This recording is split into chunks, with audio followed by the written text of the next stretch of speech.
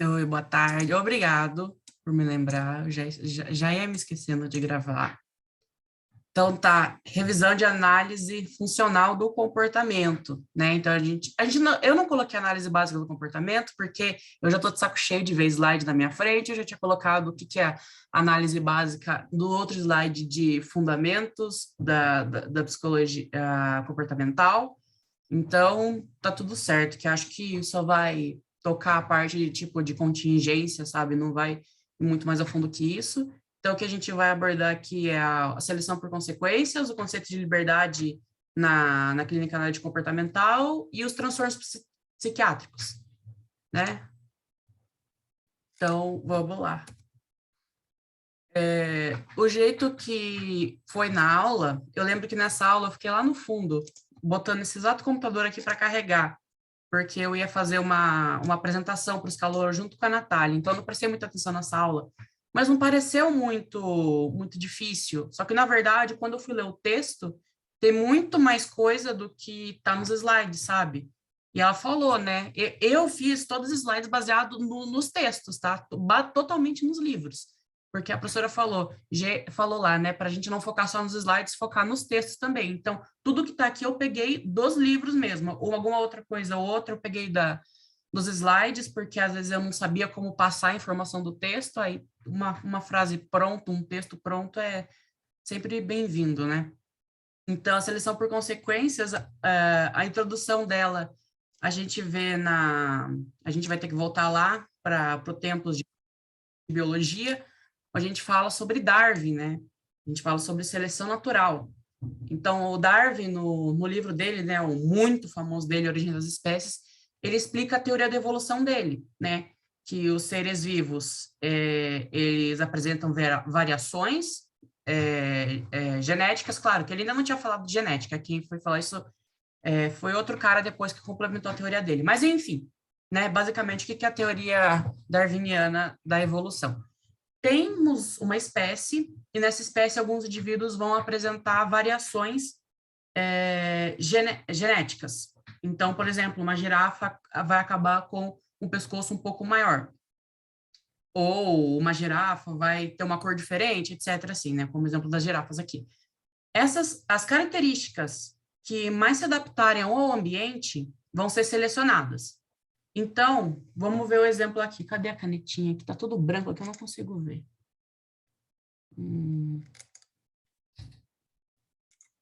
Aqui. Aqui, ó, tem esse primeiro exemplo aqui. Esse exemplo é o lamarquismo, que está errado. O que acontece no lamarquismo? No lamarquismo, ele acreditava que as espécies tinham intenção de evoluir. Então, a girafa estava, tipo, tentando alcançar fora e não conseguiu, o pescoço começava a crescer. Aí, tá vendo, ó, começou tentando, foi esticando, e todas elas acabaram um dia com o pescoço grandão. Essa daqui se provou errada, tá? O lamarquismo é errado, gente. As espécies elas não evoluem por intenção, elas evoluem por aleatoriedade, sabe? Aleatoriedade e seleção do ambiente. Então, por exemplo, aqui, ó, esse daqui é o exemplo de Darwin. Existiam vários tipos de girafa de pescoço grande e girafa de pescoço pequeno. O que acabou acontecendo? As girafas de pescoço pequeno acabaram morrendo, ou seja, o ambiente que elas estavam acabou selecionando as girafas com a característica do pescoço grande. Aí só elas sobreviveram. Então, não teve uma intenção aqui. Essas girafas que tinham o pescoço maior, elas tiveram uma variação genética aleatória. Então, por alguma razão, alguma mutação, elas acabaram tendo o pescoço maior. Quando elas tiveram o pescoço maior, elas conseguiram se alimentar mais. Se alimentando melhor, elas conseguiam sobreviver mais. E sobrevivendo, elas passavam seus genes para frente. Então, isso é a base de darwinismo, base de evolucionismo. Então, o Darwin, nessa teoria, ele quebra duas teorias que tinham antes, que é uma que acreditava que os animais eles mudavam por vontade própria, né? Então, tipo, ai, deixa eu crescer meu pescoço aqui, sabe? Eles não faziam isso, eles não mudavam por vontade própria, era algo aleatório, o ambiente selecionava com as características que ficariam, e que também tinha um propósito. A evolução não tem um propósito, sabe? Tipo, ela não tem o propósito de ser melhor, esse tipo de coisa. Não, ela só acontece porque é um evento da natureza. Então, é algo sem propósito. Teve uma mutação, qualquer, e o ambiente acabou selecionando ela. Então, não tem um propósito, ela só ocorreu. Então, dependendo do ambiente que as girafas tivessem, as girafas de pescoço grande poderiam ter sido não ter sido selecionadas. O ambiente, talvez, para a girafa de pescoço grande não fosse favorável. Elas acabassem morrendo mais. Aí as girafas de pescoço pequeno iam acabar sendo selecionadas e passando seus genes para frente. Então, não existe vontade. Isso é uma coisa que é muito importante pegar, porque Skinner vai usar esses conceitos na teoria dele. Então, não existe vontade.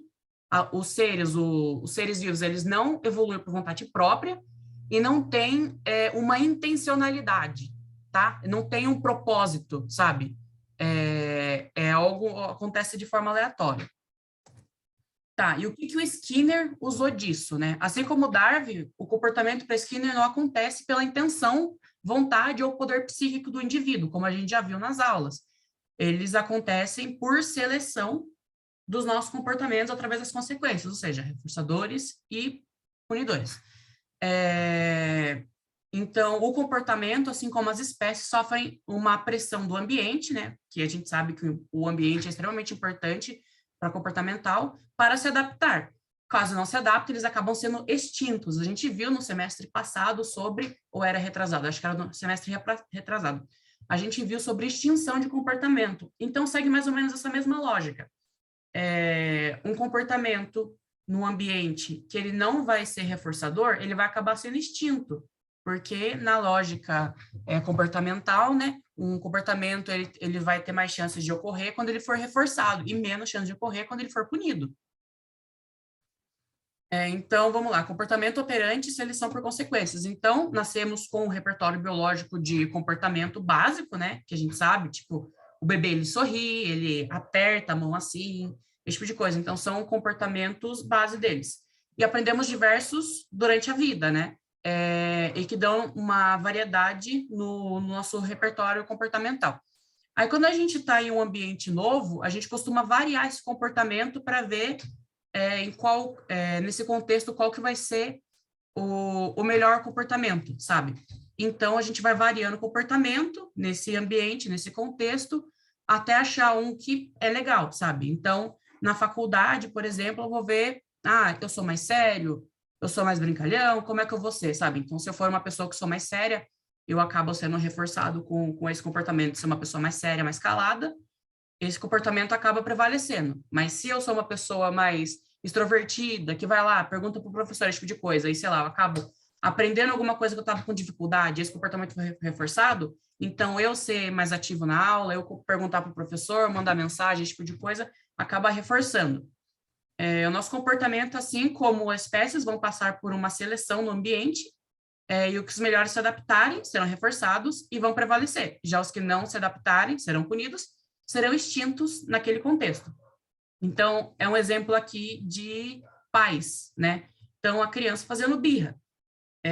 Dependendo da mãe e do pai, o comportamento de birra nesse ambiente, que é o de briga ou de frustração, né? A criança não conseguiu o que quer, dependendo de qual ambiente vai ser, a birra vai ser reforçadora, né? A criança vai conseguir o que quer com a birra. Então, o comportamento birra vai prevalecer vai prevalecer aos outros comportamentos. Então, o ambiente selecionou o comportamento birra através das consequências, ou seja, o ambiente, no caso, a mãe, reforçou o comportamento birra, dando o que a criança quer, reforçando. E é o que dá para ver aqui, ó, comportamento de extinção de birra. Então, vamos lá, quando uma criança se encontra em um contexto em que não tem o que quer, ela pode ter um comportamento de birra, que é choro, ficar brava, até bater nos pais, né, que acontece. E se esse comportamento for reforçado, continuará em contextos parecidos de frustração. Então, vamos pegar o exemplo de dois indivíduos, um garoto e uma garota, né? Os dois apresentam esse comportamento de birra quando eles eram crianças. Mas quando eles crescem, os seus contextos, eles mudam, né? Então, eles não vão ser crianças para frente, para sempre. O ambiente da menina acabou mudando. O comportamento dela de birra acabou não parando de ser reforçador. Então, ela teve que mudar o comportamento dela para que ela parasse de ser punida e para que ela conseguisse diminuir estímulos aversivos. Já o menino, o comportamento de birra continua sendo reforçado, ou ele não foi punido. Então, ao não ser punido, vai continuar o resto da vida esse comportamento, sabe? Então, se a pessoa já tem um comportamento bem estabelecido nela, por exemplo, esse comportamento de birra, de ficar bravo, de chorar quando tem alguma frustração, alguma coisa não dá certo, alguma coisa não sai como planejado, se ele não for punido, ele vai prevalecer, porque é essa noção de seleção por consequências.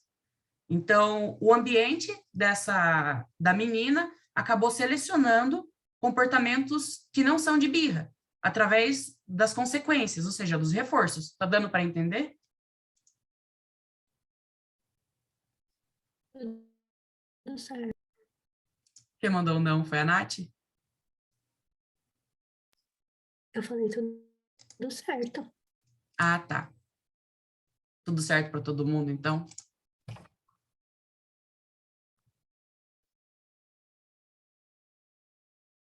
Tá certo, então. Acho que tudo certo. Tá bom. Eu não consigo ver o... Oi? Tá explicando melhor que a Leonor. Tá de parabéns. Obrigada. É a Dani? Uhum. Conheci pela voz. Ah, a Jéssica ali.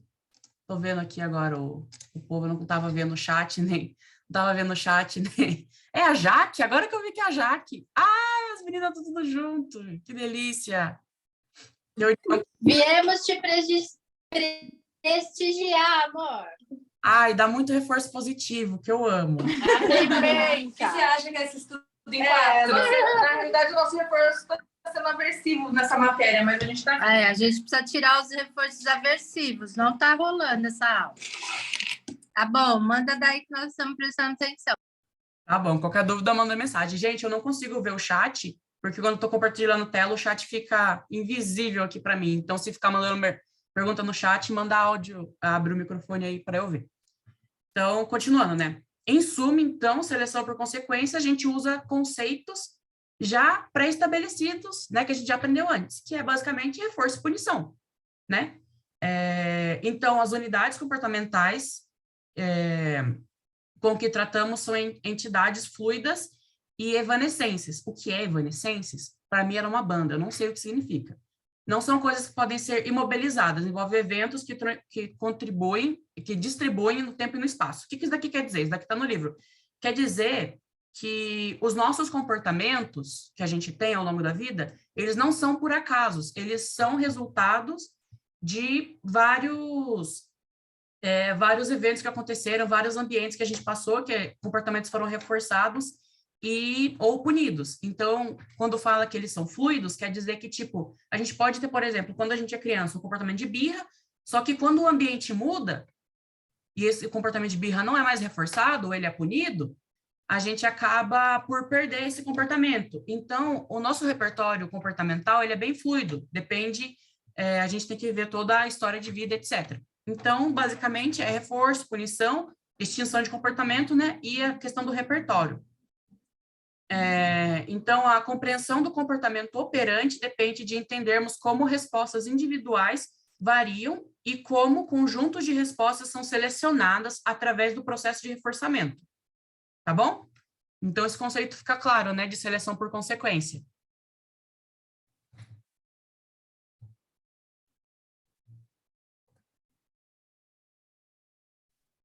Tem um exemplo. Tudo certo.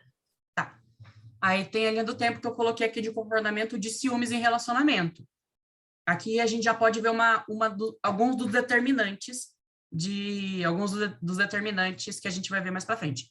Então, ó, uma menina aqui, em 2006, não pergunto que idade, eu só coloquei as datas aqui. Então, ela observa o comportamento de ciúmes da mãe com o pai, adquirindo esse comportamento em seu repertório.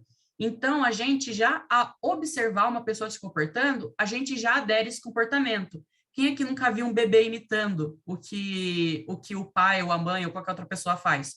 É basicamente mais ou menos o mesmo sentido. Apesar da professora nunca ter abordado isso de uma forma profunda, sim, a gente aprende, nós aprendemos comportamentos observando também. Tanto que o próprio comportamento de bater, ela falou isso numa aula do ano passado, né? O próprio comportamento de bater, de violência física, é aprendido através disso, né? De observação ou até sentindo na própria pele.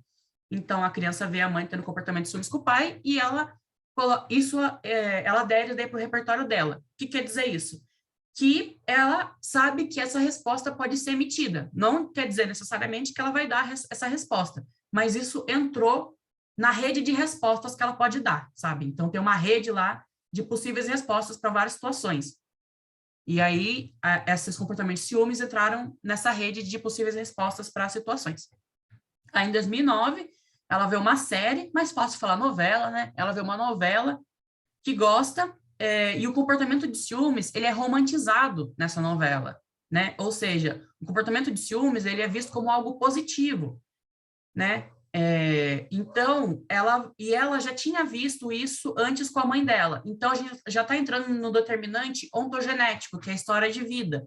Para essa criança aqui em 2009, ou pré-adolescente, não faço ideia da idade dela aqui, o comportamento de ciúmes já faz sentido, porque na história de vida dela, a ideia de que o comportamento de ciúmes é legal, é normal, já foi estabelecido. Aí, lá para 2015, ela começa a namorar pela primeira vez com um rapaz. E ela, né, como ela já teve todo esse histórico dela com o comportamento de ciúmes, né, aprendido e visto na TV, esse tipo de coisa, ela vai emitir esses comportamentos nesse relacionamento. E esses comportamentos, eles acabam sendo reforçados quando ela descobre que o namorado trocava mensagens com outras meninas. Ou seja, ela ser desconfiada, ela ter esse comportamento de ciúmes, acabou sendo reforçador para ela, porque ela fala, eu estava certa. Esse tipo de comportamento que eu tenho, estava certo. Isso daqui é instinto. Não é loucura, é instinto. Então, vai reforçar esse comportamento. Aí, em 2018, ela começa a namorar de novo outro rapaz, que não acha ruim ela olhar o celular dele, ter as senhas das redes sociais, ter outros tipos de comportamento, e ele não pune ela ou não deixa de reforçar. Então, quando ele não pune essa ação, no caso, tipo, falando, né, não faz isso, eu não gosto disso, né, ou parando de reforçar, tipo, ao invés de ele dá o celular para ela, ele deixa ela ficar com a senha e tal, então, esse comportamento não está sendo punido, não está tendo nenhuma consequência negativa para ela. Então, ao passo que ele não faz nada, esse comportamento dela vai continuar prevalecendo. Esse comportamento, nesse ambiente, está adaptado, entendeu? Esse comportamento está adaptado a esse ambiente. Esse comportamento só vai ser obrigado a mudar, né? Assim como na lógica darwiniana. Então, as girafas de pescoço pequeno, elas estavam de boa lá. A partir do momento que o ambiente mudou, teve uma pressão e só as girafas de pescoço grande acabaram vivendo. Então, aqui, nesse ambiente, se esse ambiente mudar, e ele começar a dar respostas aversivas para ela, quando ele começar a punir o comportamento de ciúmes dela, o comportamento, ele pode mudar. Não necessariamente vai acontecer, né? Ela pode terminar com ele, esse tipo de coisa. Mas, se não for punido, não vai mudar de qualquer forma. Então, se o ambiente dela mudar, no sentido de, tipo, o namorado fala que é errado, a mãe, que antes, né, era ciumenta, vê, né, que na verdade era errado. Aí ela começa a ver uma série que lá em 2018 mostra o quanto ciúmes pode ser tóxico. Então, todas essas variações no ambiente vão fazer uma pressão para que esse comportamento mude, sabe? Pode ser que ela não mude esse comportamento, mas vai ter uma pressão para ela mudar, tá? Então, aqui dá para ver, visualizar essa coisa de seleção pelas consequências, né? Selecionar o comportamento através das consequências. E qual que é a importância desse conceito para a clínica analítica comportamental, né? Como que é isso na prática? Né? A Jaque queria muito saber antes, que ela tinha dificuldade porque não falava como que era na prática, então aqui, ó, tá aqui, ó. A seleção por consequências é essencial para que o terapeuta comportamental tenha confiança que há como modificar um comportamento, né? Com um programa de interventivo através de reforço diferencial, ajudando a mudar ou extinguir o comportamento problema na vida daquele indivíduo. Então, essa crença, né, não vou nem usar a palavra crença, mas esse conceito da comportamental de seleção por consequências ajuda o clínico, né, a falar, então, se na filosofia behaviorista, se na prática comportamental, o comportamento se dá desse jeito, então eu tenho confiança, eu tenho convicção que se eu mudar o ambiente, né, se eu mudar as consequências, o ambiente dessa pessoa vai fazer com que o comportamento mude, né, vai selecionar o comportamento melhor ou vai extinguir o comportamento que é problema através das consequências. Então, essa é a importância. Aí agora a gente entra aqui em outra parte que ainda está dentro de seleção por consequências, que é que o comportamento ele é multideterminado, né? O comportamento ele não possui somente uma causa, um determinante, ele é multideterminado, sofrendo influência tanto da nossa biologia, da nossa história de vida e dos nossos contextos econômicos, históricos e culturais. Cada indivíduo é único e sua história de vida. Eu acho que isso daqui é uma coisa que ela enfatizou bastante na aula dela e talvez caia, né? Então, que cada indivíduo é único em sua história de vida, por isso deve ser tratado como tal. Então, né, precisamos atender aos seus contextos históricos, biológicos e como interage com a sociedade ou cultura. Porque cada um dessas variantes, cada um desses determinantes vai influenciar em todos os comportamentos, tá? Todos esses determinantes vão influenciar em todos os comportamentos, mesmo que possa parecer que um comportamento é puramente filogenético, ou que um comportamento é puramente ontogenético, ou que ele é um pouco ontogenético cultural, mas não é filogenético, todos vão exercer algum tipo de influência, tá? Então, vamos lá, né? Como já falamos, né, os comportamentos, eles vêm de seleção do nosso ambiente, e o nosso ambiente é onde a gente viveu a nossa história de vida, né? Ou seja, a nossa história de vida determina, né? Ela seleciona os nossos comportamentos através das consequências. Então, o determinante filogenético, ontogenético e cultural nada mais são do que alguns desses contextos históricos da nossa vida. Então, a filogenética é a nossa história biológica, a nossa história como espécie, sabe? Então, tudo que a gente tem de biológico, de orgânico, vem de todo um processo evolutivo, né? Através de muito, muito, muito tempo, tá? Então, é a nossa história como espécie, a nossa história biológica. E ela geralmente se dá nas respostas fisiológicas de nosso corpo, que são intrínsecas a nós. Eu não sei se intrínseca é a palavra certa, mas estão no nosso corpo aqui, não tem como mudar. Então, talvez intrínseca seja a palavra certa, sim. Sendo muitas vezes comportamentos respondentes / reflexos, né? Comportamento respondente e reflexo é a mesma coisa. O ontogenético é a nossa história pessoal, ou seja, nós nos comportamos através do que vivemos em nossa vida, nossas experiências individuais, o que nós aprendemos, o que faz sentido para nós, o que é importante. Então, por exemplo, falta 10 minutos para acabar a aula aqui, depois eu abro no mesmo link, provavelmente. Então, por exemplo, a história daquela menina que estava com ciúmes. Para ela, na história de vida dela, ser ciumenta, ter o comportamento de ciúmes, fazia sentido e era importante, tá? Porque na história, ao longo de vida dela, as experiências que ela teve com o comportamento de ciúmes foram reforçadoras, então para ela é importante, para ela faz sentido desses comportamentos. E o mais importante não, né? Todos são importantes. A história da sociedade, né? O cultural, que é a história da sociedade em que estamos. Então, é o conhecimento que é passado de forma cultural, conhecimentos sociais que já são fixos em determinadas sociedades e nossas relações sociais. Então, por exemplo, na nossa sociedade, hoje nem tanto, mas antigamente, né, até pouco tempo atrás, esse comportamento de ciúmes era romantizado, né? Então, tipo, o homem tem que ter ciúmes da mulher mesmo, a mulher tem que ter ciúmes do homem mesmo. Então, isso é uma influência cultural, é um conhecimento, eu diria, tipo, um conhecimento de senso comum, alguma coisa parecida com isso, sabe?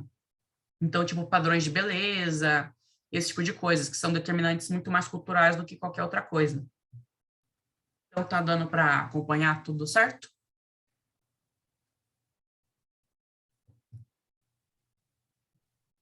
Tudo certo aqui. Tá bom. Tá. Aqui também. Tá bom, então, que bom. Tá, agora de novo, na clínica, né? Qual que é a importância disso? Qual que é a importância desses três determinantes? Através desses três níveis históricos em que o comportamento ocorre, podemos entender quais são as variáveis incluídas no motivo que faz com que a pessoa imita tal comportamento em certos contextos. Então, por exemplo, o que me motiva a ir no baile da coruja que vai ter dia 22 esse mês aqui? Então, vamos lá. A música vai estar boa, né? Ou seja, a minha percepção, a minha filogenética, né? Minha percepção de ouvido. A música lá vai estar muito boa, o gosto da bebida, tudo isso daí faz influência dos meus sentidos, que são algo filogenético. Na minha história de vida, ir para essa festa faz sentido, é importante. Para mim é importante numa festa universitária, não sei se para vocês é, mas para mim é importante, sabe? Porque eu já fui em outras festas, eu vi amigos meus que foram em festas, e parece ser um ambiente bem reforçador para mim. E ter interação social durante, depois da festa, né, que é a parte cultural, e também essa ideia de beber, de festejar, de curtir na faculdade, que faculdade é bebedeira, são conceitos sociais, que também estão dentro do determinante cultural, tá? Então, os 3 determinantes aqui influenciaram no meu comportamento de ir à festa. Aí, voltando para a seleção por consequências. Quando eu vou a essa festa e sou reforçado nesses 3 níveis, o que agora vai aumentar a chance de dar essa mesma resposta, né, que é ir à festa, quando essa variável ocorrer novamente, ou seja, né, quando tiver a festa universitária. O que selecionou o meu comportamento por essa consequência. Então, o ambiente festa foi reforçador para mim e selecionou o meu comportamento de ir à festa através das consequências, que é o reforço. Agora, isso daqui eu não sei se vai cair, por isso que eu coloquei bem grande aqui, não sei se vai cair. Porque a professora não falou disso em nenhum momento na sala de aula, em nenhum momento. Só que ela falou que vai ter coisas que estão no texto, só que não estão nos slides. Então, eu resolvi trazer só por precaução, que é o ambiente selecionador e o ambiente instanciador. O ambiente selecionador vai ser o ambiente onde ele vai instalar um comportamento no indivíduo. Então, por exemplo, o João aprende a jogar bola. Esse comportamento possui uma série de respostas. Então, chutar, prestar atenção no jogo, equilíbrio do corpo, ter noção de regra de futebol, tudo isso daí são comportamentos. E todos isso daí são classes de resposta de comportamento, né? Que foram reforçadas pelo ambiente para que ele pudesse aprender a jogar bola. Ou seja, o João, né, um menino de, sei lá, 8 anos de idade, ele não sabia jogar bola, ele não tinha o comportamento de jogar bola. O que vai acontecer? Na escola dele, meninos que já têm esse comportamento vão chamar ele e através do reforço positivo, né, que é estar lá com as crianças, brincando junto, marcando gol, aprendendo uma coisa nova que parece legal, né? Criança ama atividade motora, é super reforçador para ele. Então, esse daí vai ser um ambiente que ele vai ser selecionador. Ele selecionou a resposta para o João de jogar bola. O comportamento de jogar bola foi instalado em João. Aí, o ambiente instanciador, ele vai determinar onde esse comportamento se dá ou em qual frequência ele se dá. Então, o João, ele não vai jogar bola toda hora, logicamente, ele tem hora para jogar bola. Então, por exemplo, se ele matar a aula para jogar bola, isso vai ser punitivo para ele, talvez. Então, o ambiente instanciador, né? Esse ambiente vai punir ele por matar a aula para jogar bola, vai fazer com que ele discrimine o comportamento. Ou seja,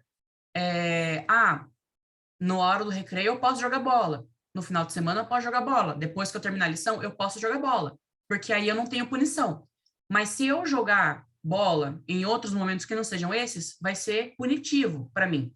Então, esse ambiente vai fazer com que o João discrimine em que hora, né, ele pode jogar, em que hora ele pode emitir esse comportamento de jogar bola. Alguém vai fazer alguma pergunta? Que eu vi o áudio abrindo.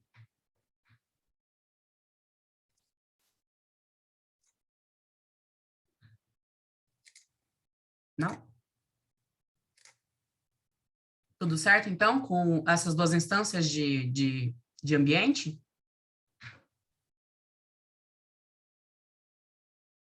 Porque se tiver alguma dúvida de qualquer coisa até agora, responde agora, porque já vai acabar, falta 3 minutos, aí responde qualquer dúvida que tiver. Alguém que queria acrescentar alguma coisa, aí depois já muda para outro link.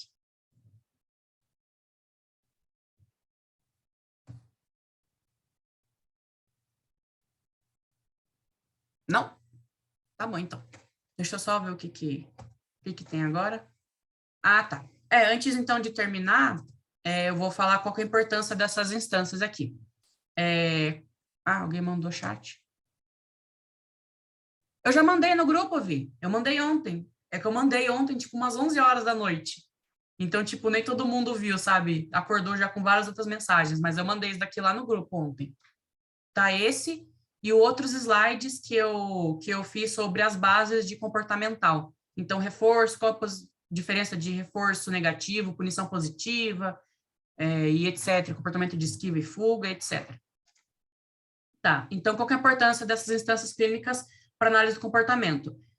Basicamente, para entender como que o analista vai funcionar, vai agir, dependendo da demanda do paciente. Então, se o paciente ele não tem repertório, né, ou seja, para certas situações ele não tem um comportamento, tipo, ele não tem repertório para estudar. Na faculdade ele não tem repertório, porque ele não consegue estudar. A vida inteira dele ele nunca teve reforço para estudar ou nunca foi punido por não estudar. Então, o analista do comportamento vai trabalhar no ambiente que vai ser o ambiente selecionador, ou seja, vai selecionar os comportamentos de estudo pelas consequências que são os reforçadores, sabe? Então, eu preciso de um comportamento, eu preciso aprender a ter autocontrole, eu preciso ter sei lá o quê. Tudo isso daí vai ser a instância selecionadora. Agora, se a pessoa precisa parar de fazer alguma coisa em certos locais, então, eu preciso parar de... eu preciso de falar muito na igreja, eu falo muito na igreja, vamos dar esse exemplo aqui. Ou diminuir a frequência de um comportamento, ou imito muito um comportamento, seja ele qual for, tipo, fumar. Eu fumo muito, eu queria parar de fumar, eu queria parar de fumar em casa, sabe? Esse tipo de coisa. Então, vai ser o ambiente instanciador, que o analista do comportamento vai trabalhar, né, as consequências para que ele pare de fumar em certos ambientes ou que ele pare de fumar com tanta frequência. Menos de 1 minuto para acabar. Eu vou encerrar aqui, aí eu já, no mesmo link, tá, gente? Eu vou tentar fazer pelo mesmo link. Qualquer coisa eu mando no grupo, fiquem de olho.